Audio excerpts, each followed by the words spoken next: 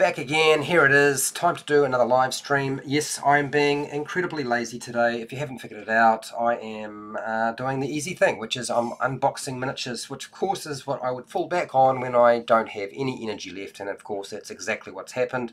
So I'm just going to sort of, yeah, just chill out a little bit, and I've been sitting on these miniatures for about a week now, so it's driving me nuts. I've got to open them up. It's getting ridiculous.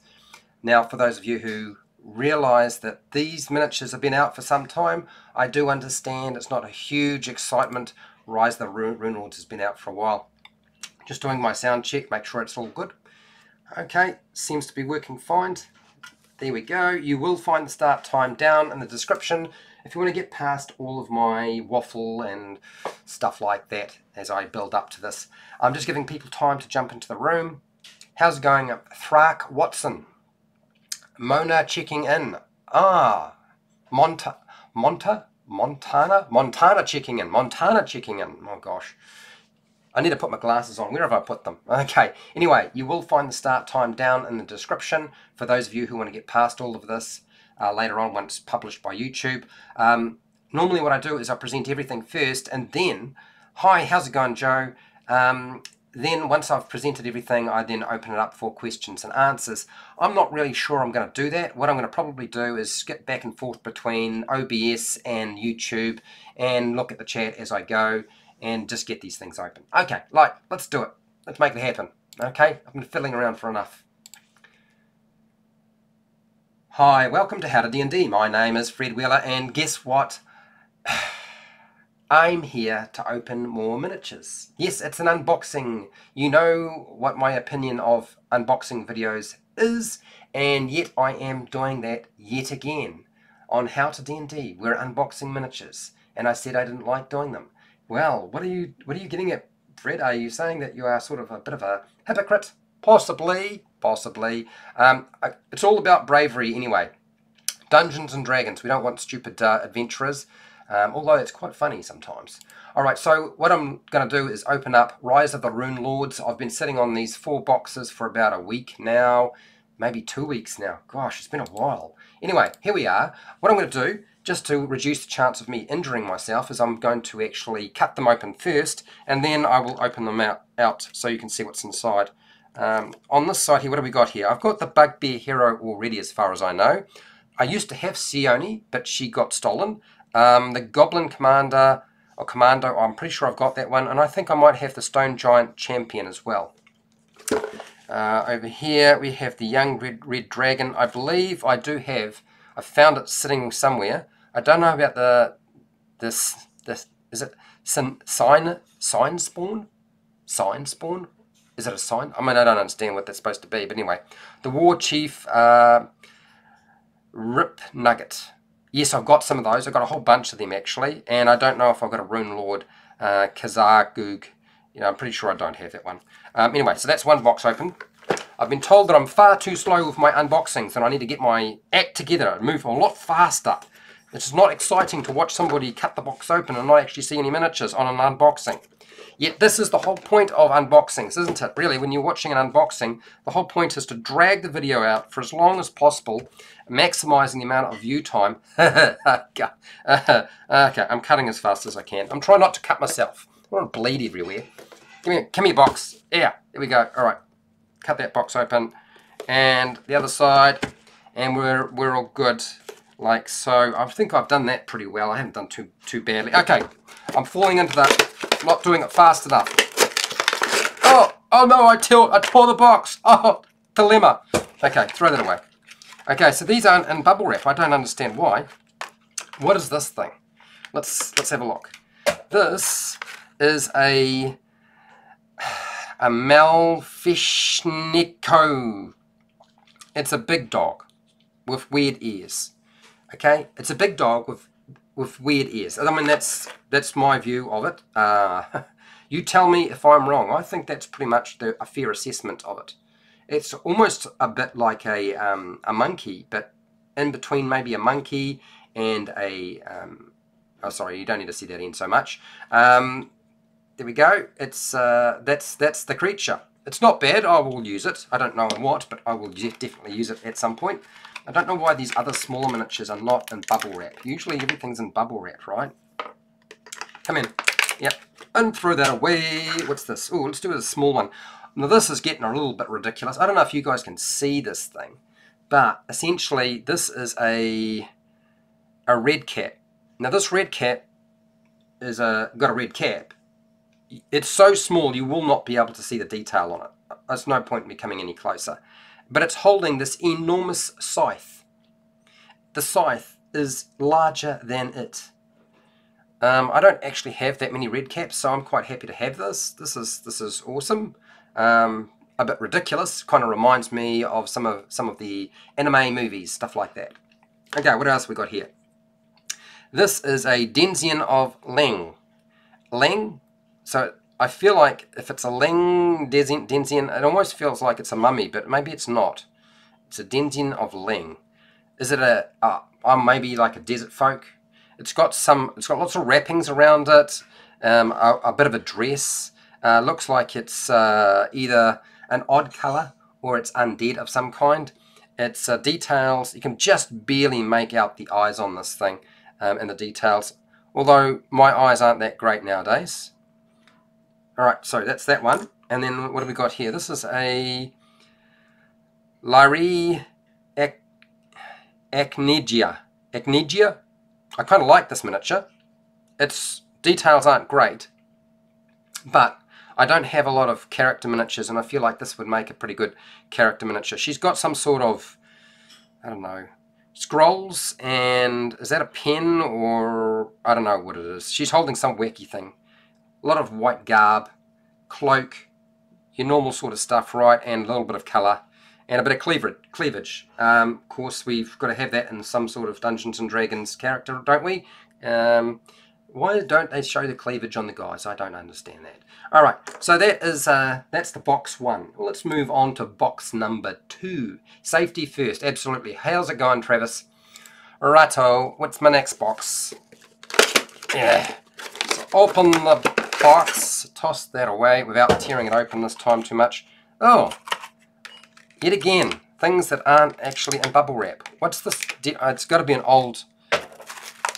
So this looks very familiar. We'll start with that. This is an ogre. Yeah, you guys already knew that though. Okay, it's an ogre. I've got one of these ogres already. In fact, I may have more than one. I don't have an issue with having more ogres.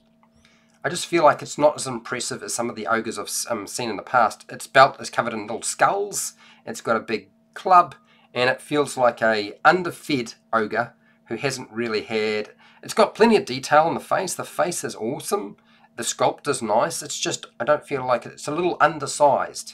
Like it's a little baby ogre rather than a big ogre. Anyway, still a good miniature. Okay, what do we get next? Bugbear Hero. I've already got one of these little suckers. He's got a bow. You've seen the picture before, more than likely. It's just the positioning of my hand. There. Okay, right. That's sort of got it. He's got a bow. He's got some wrist wraps. A bit of a kilt going on there. Some quiver with arrows. And a rather ridiculous looking skull cap. But, you know, it's a bugbear. I'm not going to argue with it. And some furry boots. Furry boots are good. Alright, so what's this? This is a sin spawn. It's a sin spawn. Okay, alright, so it's a sign. It's not a sign spawn, it's a sin spawn. Okay, there we go. There. Okay, so he's got a big double axe. He's got little drooply things, funny little bug eyes, dressed in red, odd looking legs. I don't know why he's got the bottom section looks like a bit of a kilt in between, sort of. Don't understand why it would have that sort of thing, but it's fine. It's a monster. I will use it. Okay. Actually, I don't think I've even ever used those particular monsters. Okay, what's this? This is Craven Windstrike. Craven Windstrike is dual wielding. Now, this looks like either a short sword or a very short rapier and a dagger. And he's got himself a vest. He's wearing a lot of brown colours. The details on the face are, the eyes have been picked out quite nicely, but the rest of it, very hard to make out in terms of a sculpt. This is an older set, right? So it's likely. The pose is nice. I like the pose. That's fine. I get it. I understand that. But yeah. Okay. But it's another character miniature, and I have so few of them. Excellent. Another one to add to the list. Woohoo! Woohoo! Where's number box number 3? There it is. Okay. I can totally understand, but I've had to... Ooh, look at this. I think I might have actually got one of these. These little suckers break, though. Got to be careful. They break off at the feet. You've got to, like, glue the thing together in such a way that... looks like there's a repeat. No, it's another sin spawn. So, I've already got one of these. So, over here, out of the way. Let's start off with the big one, because why not? It's a Forge Fiend. It's a Forge Friend, or is it a Forge Fiend? I think it's definitely a Forge Fiend. Okay, so you can get a decent look at this thing. In the center, Fred, it is basically a great, huge, mechanized, fat-looking thing that's been combined with Logan or Wolverine. That's a furnace. So it's definitely some sort of construct, and it looks like you can see inside it, so it's burning. I mean, I actually think this is a monster. It is awesome. When I got one of these, I was like, oh, I'm so happy, and then it broke on me, and I was like, oh, and then I tried fixing it, and it broke again, and I was like, this sucks. So I have to make sure I figure out how to make sure I can keep this in one piece without it breaking, because it broke the last time, and I wasn't happy about it. But this is fantastic. This is the sort of thing that I will scare the bejesus out of my players and probably make it explode when they do kill it, just to make it clear that sometimes killing the monsters is a really bad idea and you should run away or do it from a range. That's me. Okay, so next we have a Harpy. Yep, I believe I have one of these Harpies already. It's a good sculpt. It's a reasonable miniature. It's a little bit sort of underfed, so it hasn't been eating that much, or just lean, maybe just lean and well, you know, into fitness, gone to aerobics, stuff like that, looked after itself. Maybe this is a fitness Harpy, one of those fitness Harpies, possibly. Good miniature, always good to have more Harpies, that way you can throw more than one of them at the same time. I've got this already.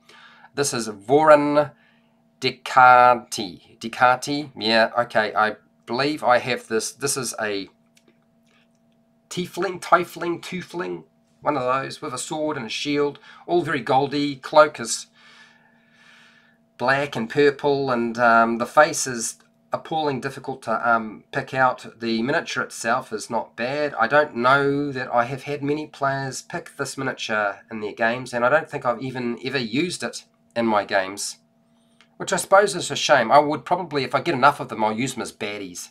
That's probably what I'll do. Okay, let us open up the next box, because this has taken way too long, right? Way too long. Alright, let's get that out of the way. Don't know what is going on here. Don't know. This is a little bit small. I was expecting a bit of size, but apparently not. Okay, so let's shuffle these things out of the way. And look at this one. This is, I've already got a Goblin Commando on a Goblin Dog. Look, I have shown people videos on this Goblin Dog before. Up close. It's actually a really good miniature. And having more of them just makes it more entertaining when you suddenly have goblins show up on dogs. Mounted, of all things. I'm sure the players will appreciate the fact that they can now move much faster than they were before. No, they probably won't. But it's a really nice sculpt, good paint job, awesome miniature, and I've got more of them. Yeehaw. What is this thing? This is a... Oh, I might have used these as Varoks, but it's not actually a Varok. It looks a bit like a Varok. It is a Llama Kucharamia. Oh, whatever. It is a pink-white birdie thing. That's basically... I like it as a monster. Having more of them is always good. I don't know if I've actually got this. I may have something that's similar, but not exactly the same. Pretty good sculpt. reasonable paint job for, you know, mass production. Let's get real, it's mass production, so you can't expect too much. But I like the miniature. It's good. It's fun. Okay. This is a Runelords Pathfinder. This is the one on the side of the box. Well, what do you know? I've got him. He's now mine. He will be my friend. No, he probably won't. He looks like a bad guy. Looks like a mage of some kind. He's very green and goldy. His face is very hard to pick out. The eyes work. The mouth is almost gone. It's like his mouth has been closed up. They've done like a a Deadpool thing with this miniature, zipped up his mouth. He's got some sort of weapon behind him that's all bent. I don't know if you can see that, but it's all bent. Maybe it's a whip that's flaming. It might actually be a whip that's flaming. So being bent makes sense, I guess. So yeah, that's what's going on behind him. And he's got some magical green stuff which sort of blends into the rest of his costume. And some sort of, yeah. Still like it, and it's another character miniature, or I can use it as a villain. Got to have more villains, although I tend to like my villains to be much more intimidating. This is a llama. She's part, I think that's supposed to be part, is it bear? No, it's not bear, it'd be part lion, and top half is woman, or female, black hair, with a dagger that's sort of serrated. The eyes and the face are actually pretty good. You can probably actually pick that out. Rather, you know, I can actually see it. There's a bit of cleavage because, of course, female character got to have cleavage yet again. One of the things that seem to be a pretty standard feature for these sorts of miniatures. Okay, so this is what we've got. So you tell me. I'm actually not unhappy. This I didn't really care about, but these other ones, kind of really fun, to be honest. I actually like these a lot, and I will obviously use them because you know how many videos I do with miniatures. It's endless supply of these little suckers, right? I just keep pumping them out over and over and over again until either people get sick of them or they just ask for more. So yeah, tell me, what do you think of Rise of the Runelords? It's been out for a long time, so the chances are it's not going to be something that's a surprise to you. But let me know in the chat if you want to. Look, if you want to support my channel, I have many more videos, not so much on opening miniatures, but about other things other than doing that. And you're welcome to go and check those videos out if you want to. I don't do Patreon, but I do have affiliate links to the book depository and Amazon where you can go and buy stuff and help support the channel. So I keep making videos, not so much like this sort of video, because this is really my day off and I'm just mucking around really. And I just wanted to get the boxes open so I could see what was inside. So that's what I've done. So share, like and subscribe, hit the bell button to be notified if you want to know when I'm live and when I publish new videos. And make sure to make a comment. That's what it's there for, down in the comment section if you're not part of the live stream. And hey, till next time, keep rolling those 20s. The problem is, I never have the dice ready when I need to have it ready, right? And there it is. I got a 7.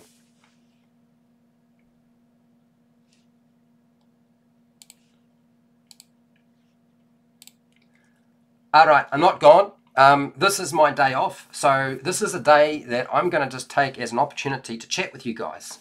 I'm going to pull the screen back again, and we are going to have a chat about anything you want to talk about, whether you be a player or a dungeon master.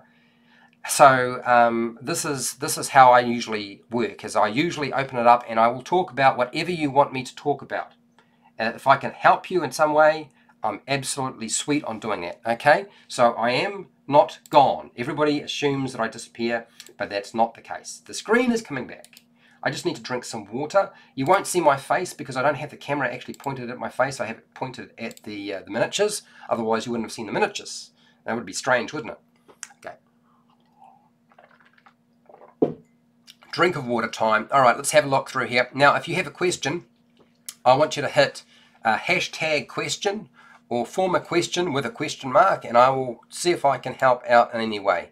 Since it's my day off, I have not prepared any material other than I'm going to open some boxes. It's called a lazy day for me. Joe, I can't wait. Yep. That I was the same way. I would have. It was hard, mate.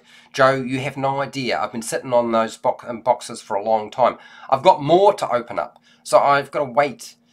I mean, I could do it now, I suppose, but I don't want to do it now. I would just want to go and bum around and watch YouTube myself, and maybe tidy up my channel and create some channel art, or just do some mucky around things. Basically, watching. I've been watching Deborah Ann Wall, and she's awesome as a dungeon master, I have to say, and I feel bad for her because she's not getting the amount of views that people really need to keep her live D&D game going, for it to keep coming back. Problem is, everybody's watching Critical Role, right? So how do you compete with that? You can't. And it's 4 or 5 hours long, so nobody's got time to watch yet another long D&D game, even if it is good. Okay, Travis Porter. Bought a brick a while back, only let myself open one a day, so I'd have something to look forward to after work. Mate, Travis, you are like really, really bright. That is a smart thing to do. I like that. That's a good strategy. I don't know why. Yes, absolutely. Thraka Watson. Camel Talon. I'm not sure what that is. What's a camel talon? Not sure.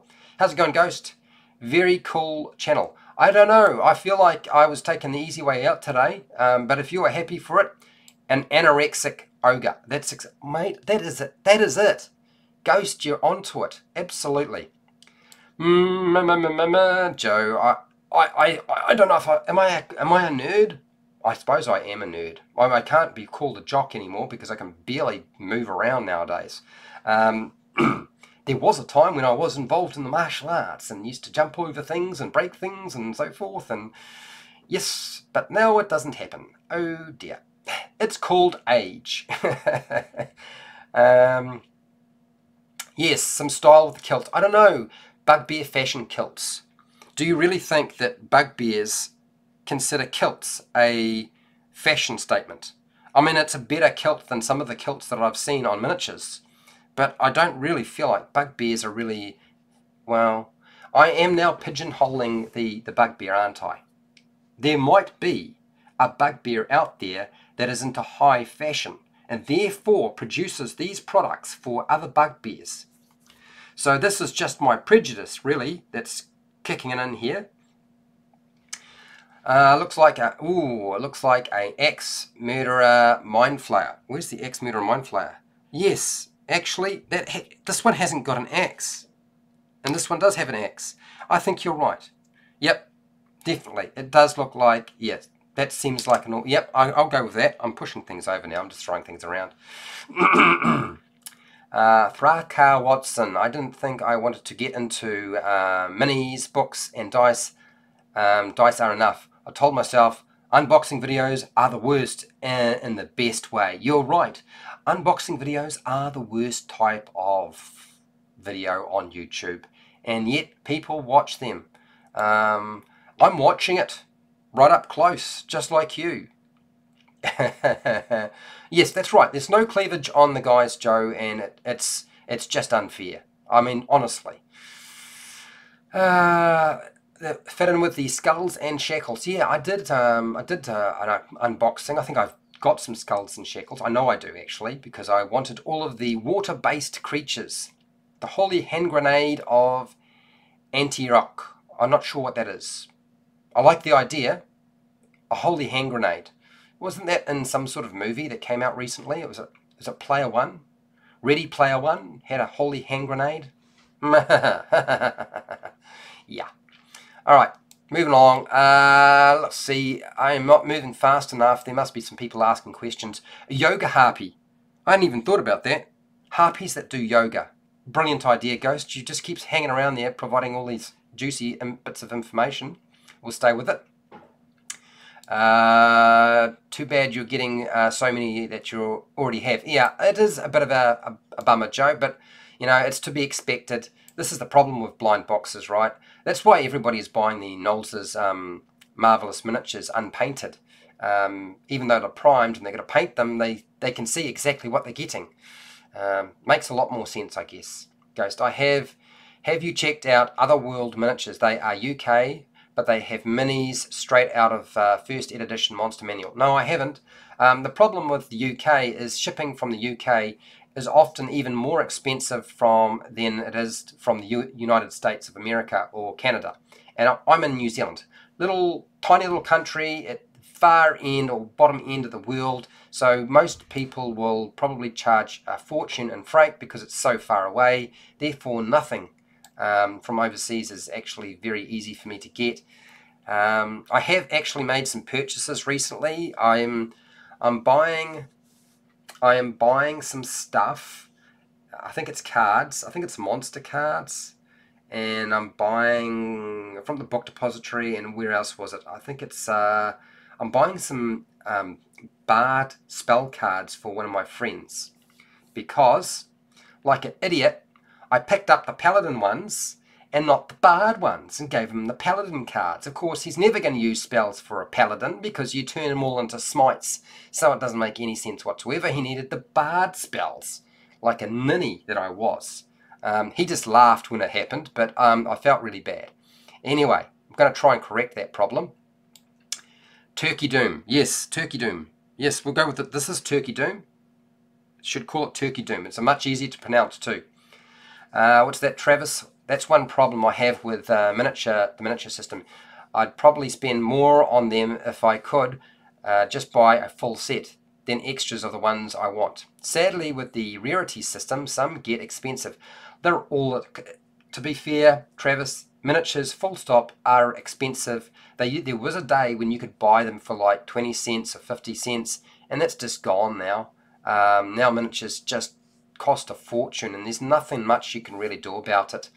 Even though I have done videos on where to buy relatively cheap official Dungeons & Dragons miniatures, actually I should do that. But I should do it live sometime, right? And actually talk about that particular topic. Because as time goes by, my older videos and everybody else's videos, they're no longer relevant. The landscape changes, right? Joe, yes, Otherworld has nice sculpts. Thought about getting some, but I'm all the way in the States. Yeah, well, see, that's the thing, is it's the cost of freighting it. That's where it gets really, really painful. If you're in the UK, buying something from Games Workshop is much more sensible because it's a UK-based company, whereas everybody else buying Games Workshop miniatures would pay a fortune, and you've got to assemble it, and you've got to paint it. Whereas if you're in the United States, then buying Dungeons & Dragons and Pathfinder miniatures makes more sense, but everybody else is going to be paying a fortune. Ghost, yeah, I went in heavy with Pathfinder pawns for the coverage. I think that's a smart thing. I think the pawns are a really good idea. I've actually got a video on how to make your own pawns if you really want to be cheap and just cut up magic cards. Dear. Alright, okay, what else you got here? Drilling metal parts. I'm not fond of drilling holes to connect things. I know it has to be done sometimes, but having to connect and fix things up by drilling and pinning, I mean, I've done it. You've seen me do it on this channel, but it's not really something I enjoy doing. It's time consuming, it's difficult, it's messy, and it doesn't always come out the way you'd hope it would. So, I'm not actually in Australia. I know I might sound Australian. Put another shrimp on the barbie, mate. But no, I'm from New Zealand, which is not a state of Australia or a small island that broke off from Australia and floated away to the right. So for those of you who might think that I might be just a small island off the continent of Australia, it's not. You had me in the first half. Oh, I'm not sure what did I have some. I don't know what that's related to. So I'm going to keep moving along. Otherwise, I won't understand what's going on. Okay. Difficulties in painting metal minis. Yes. Look, I used Humbrol when I started painting metal miniatures, and it was sucked. Humbrol paints just a pain in the butt. Nowadays, they have really good paints, but metal miniatures still a pain. The resin miniatures and the plastic miniatures I still prefer. I think the resin miniatures, you know, you've got to clean them and you've got to make sure that you get all the residue off, but they're still easier to paint than the metal miniatures. Metal miniatures, they bump into each other, they paint flakes off really quickly, they're heavy, so yeah, and of course it's pewter, so there's usually a little bit of lead inside that pewter, which of course when you're handling, you don't want to be sticking in your mouth. Okay, Travis, question, here we go. Any last second thoughts on running the Stranger Things module? I wrote my notes, I've prepared some cards. Seems like most of it, though, kind of should just read from the book as you go. Yeah, I totally understand. To be frank, rather than Fred, Travis, I'll be frank today rather than Fred, and say that there are two things that I would be concerned about with regard to the hunt for the Thessal Hydra. And that is, what the heck is the Proud Princess doing in the upside down world, and why has she not completed her mission, and what mission is more important than killing the Thessal Hydra? I am perplexed. It is a question that I'm sure the other players will be wanting to know the answer to, and yet there's no information. So I would have just make up something. Since you don't have time, I don't necessarily have time to do a video until next weekend on that sort of topic. And so that would be one thing I would want to know, is what the heck is the Proud Princess up to? What is she there for? What is her motivations? Otherwise, just don't worry about it and just pray to the game gods that your players don't think of asking those questions and start to pull it apart and make your life difficult. Which, of course, players will probably do. The other one is the Lost Knight. Why is the Lost Knight in that cursed labyrinth? And why does I mean, I don't understand why he's still there. What is he up to? What is he waiting for somebody? Has he got lost? He seems to know his way around. It doesn't make an awful lot of sense. So the Lost Knight is another big question mark. What the heck is he up to? The next one is, I have to say, I would really like to know, and the idea behind it is that the players' characters will come up with an idea, but I would suggest have a few things ready to go just in case your players just can't think of anything.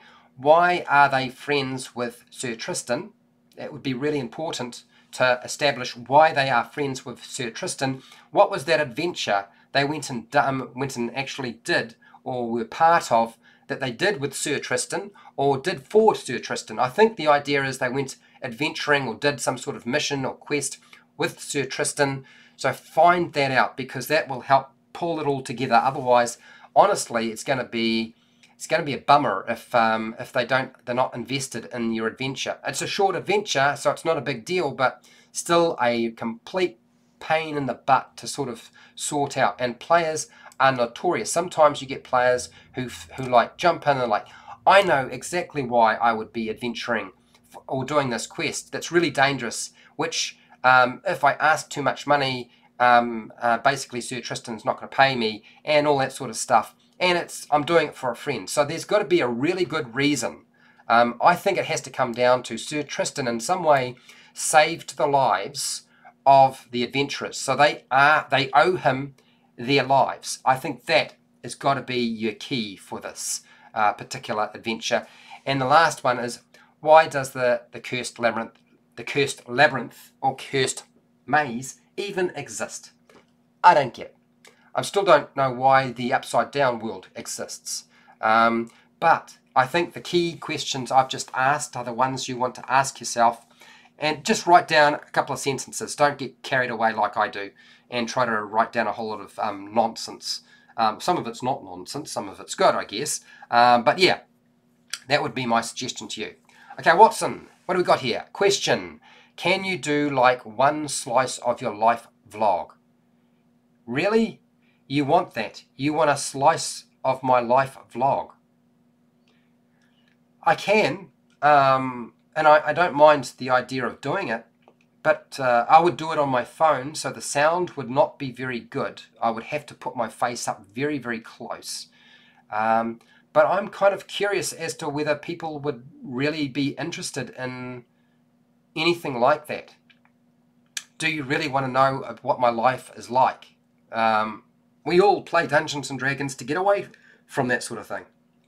But If enough people say, yes, Fred, we want to see a slice of your life in a vlog on this channel, I will. But yeah, I have, you're the first person to ever ask me that. Thraka Watson, you're the very first person to ever want to see what I do with myself outside of Dungeons and Dragons. Okay, and that's not a bad thing. It's just I wasn't expecting it. Okay, Paul, how's it going, Paul Coy? Is this a re-release? Because I could swear I saw Rise of the Runelords years ago. Yeah, it's no, it's not a re-release. This is an old box set. I just bought some, and because I was lazy and didn't feel like doing anything much, I thought I would just open the box and live stream it, because that's what I do when I'm feeling tired and I can't be even bothered painting because I'm still really tired. Valley Girl Bugbear. A Valley Girl Bugbear. That's actually a very smart idea. I like twisted ideas. I like things that are a little bit off-center, that don't quite line up with everybody else's expectations. So yes, well, I'm going to keep that in my hat for later on. Ghost, what do you got here? It must be getting cooler in Australia. Australia? No. It's always hot in Australia. It will be getting cooler, but it's still going to be super hot. It won't make any difference. There's no such thing. It's hot all the time. But I'm not in Australia. I'm in New Zealand. It's getting colder. We're heading into winter now. It's definitely very wintry right now. Yes, that's right. A valley girl bugbear who thinks she's pudgy. I like that. Holy hand grenade from Monty Python and the Holy Grail. Ah, yes, good point. Blows them to bits. Yes, exactly. Got to be careful about talking about that sort of stuff, don't we, nowadays? Otherworld minis is the only way to get true 1E hobgoblins. Oh, I didn't realise that. Ghost, don't worry about it. Everybody gets confused. You know, when you look at it, I think a lot of maps that people have don't even have New Zealand on the map. So when you say, I'm from New Zealand, they say, yeah, where's that on the map? And it's way down here. Oh, it's a couple of little islands down here. I can't even quite make them out. Joe, it's cool, man. If you've got to run, go for it. See you tomorrow. Yeah, have a fun game. All right, yeah. Well, understandable. Not a problem. I have many Dungeon Degenerates metal minis to paint. Oh, see, this is the problem. I've got way too many miniatures to paint nowadays. I feel like I fall into that horrible trap where you wind up buying unpainted stuff and you never paint it all. So it's got to happen at some point, right? I've got to just stop buying unpainted miniatures. It's been difficult, I have to say. Toy Soldier Man, how's it going? Hero Forge has an option for you to select premium plastic when your mini is created to make it easier to paint. Yes, there is. They also release it in a metal finish as well, which I've had one of those till it got stolen. They're really cool. I love them. Ghost, you have a really cool channel. Thanks for letting us watch. You are welcome.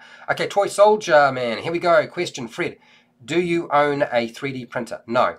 I'm in New Zealand, so the concept of, for example, whatever price you can think of that it would be the cost of a 3D printer with the exchange rate and then shipping it, the shipping cost and the customs cost would probably be just as much as the purchase of the 3D printer. So there is very few people who own a 3D printer in New Zealand. It's usually professionals who do this for a living, and they charge large amounts of money for their 3D printers. So I know in other parts of the world, probably Canada and the United States and maybe the UK, 3D printers are probably a dime a dozen, but they are not something that is really feasible in New Zealand. I know that AJ Pickett recently has purchased himself one, but when he was telling me the sheer cost and hassle of getting one into the country, I was not even going to consider it. So I don't worry about it. And there's a skill level. You know, there's an art for learning how to use it properly and making sure you get good patterns as well. Ghost, the upside down world exists because Our psyche goes all the way down to hell. Actually, maybe that is part of why the upside down world exists. It's a product of somebody's psyche. I like that idea. I think the idea was that Mike Wheeler, who wrote the adventure, that the upside down world and the labyrinth and the whole adventure was a reflection of his own psyche, which is very, very deep. I don't know if it's a whole lot of baloney, but it makes an interesting story, I guess. Yes, we do have paladins for that sort of thing.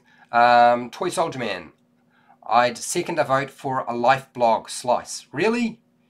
You want me to do a slice of my life as a vlog?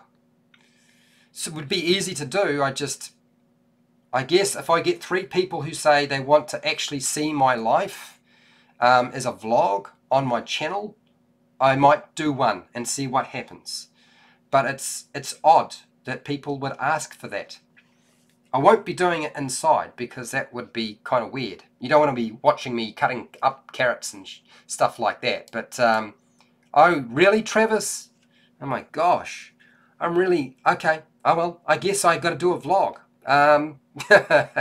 You guys you ask some strange things sometimes, but you asked for it. You have asked for a life vlog. I will do a life vlog. Okay, let's get this done before everybody decides that it's time to go to sleep. I totally understand that. Okay, questions. Travis, question. Thought on what if pre-adventure involved something to do with negotiating a truce, bloody or some or otherwise, with the troglodytes in the area? Yeah, I suppose that could be. I think that's actually a good idea. Having to actually, the pre-adventure with Sir Tristan and the adventurers playing through the hunt for the Thessal Hydra. Yes, it could be that they formed a truce with the troglodytes, but are they a significant enough threat to involve that? I think that they can be. Troglodytes have 3 attacks every turn, so they are dangerous, and they are smelly, and they are quarter challenge rating. They are one of the most underused monsters, and they can do an awful lot of damage very, very quickly. So, absolutely, I think that's a good idea, Travis.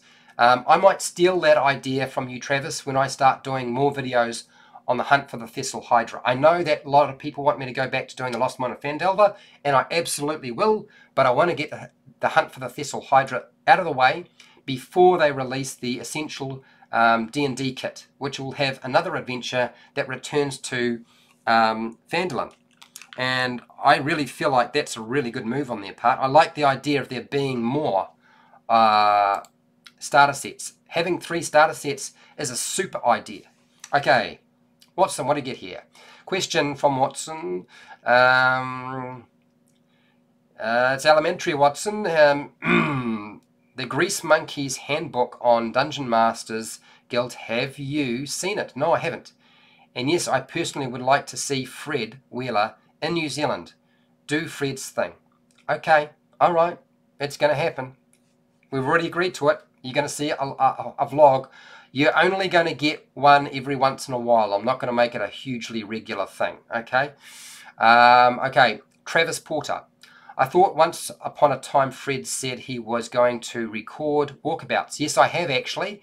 I just haven't. Okay, to be fair, I have, Travis. I recorded them, and I just couldn't be bothered editing and putting them all together. So that's why I haven't done it. But I will do that. Okay, I will make the effort to get off my chuff and make it happen. I just don't know when that will be. And I know the sound will be absolutely garbage, so I'm just not too sure. Maybe I'll just chuck some music over the top of it, and you can just see me doing my thing. Well, I promise no toilet scenes. Okay. If I didn't imagine that, question, what are those? When are those coming? Yeah, well, that's a good question. I don't know when those are coming. They are still sitting on my camera, and I haven't done anything with them. I know I should, but I haven't. And I know I should, but I haven't.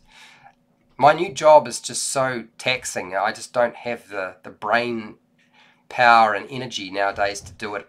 That's the biggest issue for me right now. Okay, we are strangers on the internet. Stranger things, that's right, we are strangers on the internet. We only know each other from the strange and odd names we give ourselves. Is my real name Frederick Wheeler? That is the question. Are troglodytes capable of a truce? Well, I think it's a good question. I think, why not? Troglodytes can apparently worship the Fessile Hydra. Why not troglodytes do that? So, yeah, it's Dungeons and Dragons. You can make them do whatever the heck you like. So, yeah. Or go and look up on AJ Pickett's channel later on, troglodytes, and he will probably have an answer for you. He will have probably discussed how they function in much detail. Okay.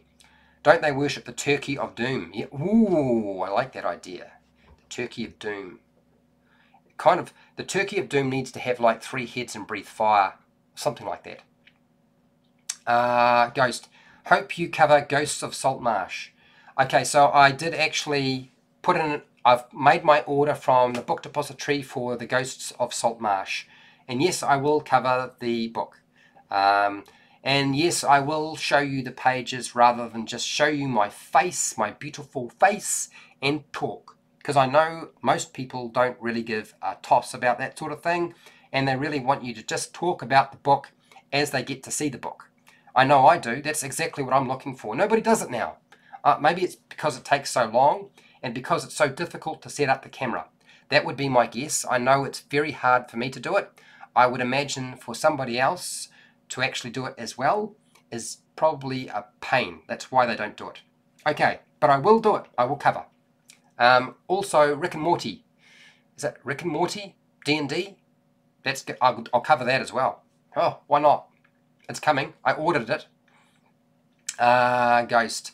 Expedition to Barrier's Peaks by Goodman Games is a bit too sci-fi for my tastes. You know, I kind of like Expedition to Barrier's Peak. The original, I like that. I would enjoy the idea behind it. But that's just me. I'm quite prepared to put absolutely anything into my games, and the new adventure by Dungeons and Dragons or Wizards of the Coast, The Descent into Avernus, is basically just Mad Max in hell. I like the idea of having a Mad Max based Dungeons and Dragons game that's not in hell, just in a desert world like Dark Sun or something like that.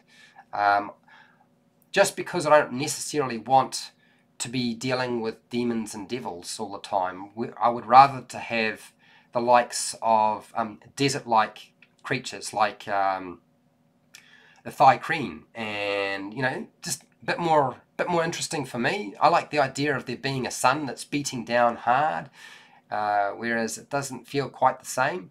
I don't know why I have that reaction to that adventure, but that's just my feeling behind that. You had the original in the 80s and it confused me. Well, I can understand that. I still like the adventure. I think it's a good adventure. I know that my home group want to run it. But yes, Goodman Games has been good in republishing into the Borderlands. Yeah, keep on the Borderlands. I love that. I've run that a couple of times. No, once. No, twice. I think it's twice. And then I gave it to somebody else to run as well, and I played through it. The Isle of Dread, or Island of Dread, fantastic adventure. A lot of fun. Had a heap of fun. I used the Dungeons & Dragons 5e rules with my home group quite a long time ago, when we were actually alpha play testing Dungeons & Dragons Next, which became Dungeons & Dragons 5e. A lot of my feedback to Wizards of the Coast was encounters run with the Isle of Dread. That was awesome. Okay, Toy Soldier Man, question. How about a PayPal donation button on your Facebook page or linked on YouTube? Put it towards specific items such as modules or props related to D&D for review for your subscribers. Here's my issue with PayPal, and I use PayPal for the book depository. So any funds that I earn from people who buy stuff from the book depository, it gets sent to PayPal, and then I'm supposed to be able to collect that money from PayPal. Every time I get a payment from the book depository and it goes to PayPal, PayPal just makes that money disappear and I never see it again. I don't like PayPal. In fact, I'm so against PayPal that I have been tempted to take down the link to the book depository and say, screw it. That's just been my view. So it's a bit of a problem for me. I feel like that's my biggest hassle. I don't know how else to sort of put this. What I can do is I can provide you with an emailing, a personal, I'm not touching PayPal, sorry. But look, I don't have a problem with Amazon. Amazon always pays by check as requested, and it always works. So they are awesome. The book depository, I can give you my address and you can just pay for the item and send it to me if you like to review, if that's what you're wanting to do. If you're wanting, I know people want me to do Patreon. The problem is, this is my hobby. It's not a job. And as soon as it becomes a job, then people will expect me to produce certain content that they want. But if I don't want to do the content, then I kind of feel bad because I haven't done it, even if they're only paying me $1 or $1 per month. I don't want that sort of, What's going to happen on my channel eventually is that there'll probably be a button that eventually pops up that says you can join some sort of paid subscription, which of course will funnel money off to YouTube as well. My advice to you all is, don't worry about the money. My job pays reasonably well. If you really want me to review a product, you're much better off to simply pay for it through the book depository and send it to me, and I'll do it that way. I have been trying to get in touch with people and get some paid sponsors, but a lot of them are turned off by the fact that they have to freight things so far. I think that's the biggest hassle for them. There are smaller channels on my than me who have fewer views, who get products sent to them for free, and I can't get anything. And it's just because of the freight cost. That's really the issue. Toy Soldier Man, I totally understand wanting to put it towards certain items or modules and props related to D&D for review or for subscribers. I do. I totally get it. If I was to ever give anybody anything, I would always be doing it through the book depository because I don't have to pay for the shipping cost. Yeah, I understand. To each their own, my fellow. I understand. Yep, that's cool. Okay. Yeah. Well. Yeah. Let's not go on about too much about it. Yeah. It is what it is. It's fine. I mean, Amazon's fine if you're in Canada or in the United States. It's not so awesome if you're anywhere else in the world because you've got to pay for the freight. Good to hear. This is for enjoyment. HowtoDandD. Yep, that's right. I've got somebody who wants me to sponsor their stuff and put advertising at the front of the video. Okay, I'm going to talk about it right now with the 6 people that are here. I want you to tell me right now, anybody here, would it turn you off if you got a paid sponsor ad at the very beginning of the video that is actually locked into the video? It's not something you can skip. It's actually part of the footage. And they did that at the very front of the video, or about 3 minutes in, just before they're about to talk about the topic that you really want to watch. Because trust me, I hate that sort of thing.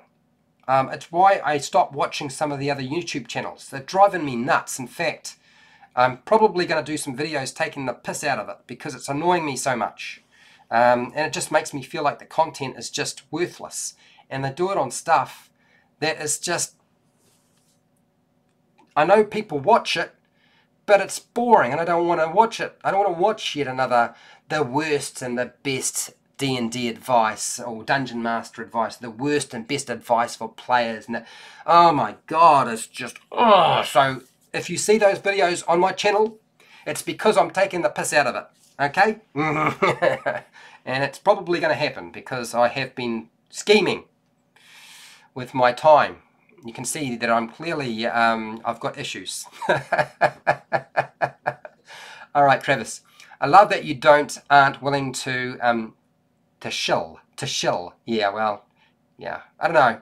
Keeping the hobby the way it should be. So awesome. Yeah, well, you know, I understand people have to do it. You can't do YouTube forever and not have it pay. If it doesn't pay and you need it to make money, because it's so much time. I totally get it. That's why channels disappear all the time. I understand that. But the way things are going, and, you know, everybody wants everything to be super professional. That's really driving me nuts too, is actually, you know, people are like, why is it not like the Critical Role channel? And I watch the Critical Role channel all the time, but I can't be like them. I don't have a professional team. I'm never going to make that much money. I sound like an Australian or a New Zealander or somebody from the UK. I don't have an American accent. I haven't got a hope. So I'm not going to get into that sort of stuff. So I'll just do my own thing. Travis, I wouldn't mind if it was a product that you believed in. Yeah, that's exactly right. And I've said to people that if I review your product, you send the product to me. I don't touch Kickstarters. I don't advertise them and say you should go and get onto this Kickstarter. I've had people approach me for that. And I won't do it. But if they send me the product, I will review it on my channel live and then release an edited video like I do with everything else that will be trimmed down. And I'm happy to do that. And I don't expect to be paid. If I like the product and I keep using the product, I don't mind promoting their product on my channel. But I'll do it the way I think it should be done, which means it's going to be probably at the end of the video rather than at the beginning of the video. And it will be done in such a way as that I can cut it out without too much effort if I decide to cut it out. Just because I don't like the idea of people having to sit through the thing. There's a reason why I have the Dungeons and Dragons meme at the beginning of my videos. Because when I first started out, I would do a skit. I'd hang out with my sister Rose, and we'd get up to mischief and do all sorts of stupid ass things, and I would wind up with something probably smashing into my balls and getting seriously injured, and then I would film it and then put it onto the beginning of my videos to get people to watch the videos. It was ridiculous, but I did it. It was funny at the time. After a while, for some reason, I think Rose's accuracy at hitting me in that particular location got better and better. She assures me that she was aiming for my head.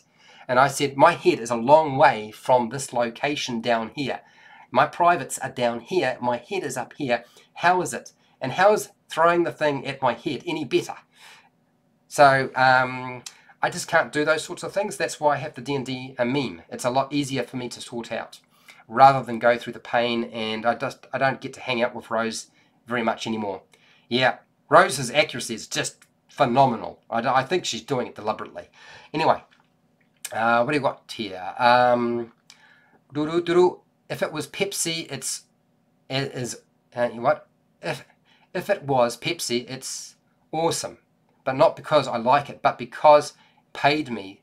Yeah. See, I've already decided that even if they send me this product and I like it and I decide to promote it on my channel so that you guys get a discount, I'm not going to ask for money. I've never seen any money whatsoever, ever, from anybody who has made that arrangement with me. So I don't think it really transfers into sales. So if it doesn't transfer into sales, why am I doing it in the first place? So I'm better off not to worry about it and just do it the way I want to. And if I want to promote their product, I mean, you guys know I promote products all the time, and there's no money taking place, changing hands. It doesn't happen. Toy Soldier Man, I'm fine with it, but it's necessary evil with the... Yeah, it is. It's necessary. It's got to happen at some point, right? You could have Turkey of Doom moon the camera for 2 seconds to give a finger to the man. Yes, the hobby was born in the rebellion. We are becoming more mainstream, so the rebellion may be changing, but we'll see. We'll see. Okay, Toy Soldier Man, I finally got to your question. You're still here. Well done. Would you accept a 3D printer if it was mailed to you at the expenses you mentioned? Would you get the material spools still be a problem for you? Okay, I would have to, Toy Soldier Man, that is a big, I mean, look, if you send me stuff, I will accept it, and I will thank you, and I will probably use it, and I will more than likely, yes, I would accept it. My only concern is getting the spools of material. I don't know how easy and how expensive it is to get that sort of thing. So you really need to wait and let me see if it's available in my country and what sort of price it is, because I don't actually think that, I mean, I don't actually need to buy miniatures. Okay, it's plastic crack. It is. It's just an addiction. I've talked about it before. Thanks for the channel, dude. You're welcome, Ghost. No problems. So yeah, I just don't feel like I want to encourage the 3D printer thing. I still want to just every once in a while just hand make miniatures, because I know that honestly the reason I started doing that particular series where I would craft and make miniatures is that people just couldn't get access to that sort of stuff. I'll PM you about the near future. No problem, Toy Soldier Man. That's fine.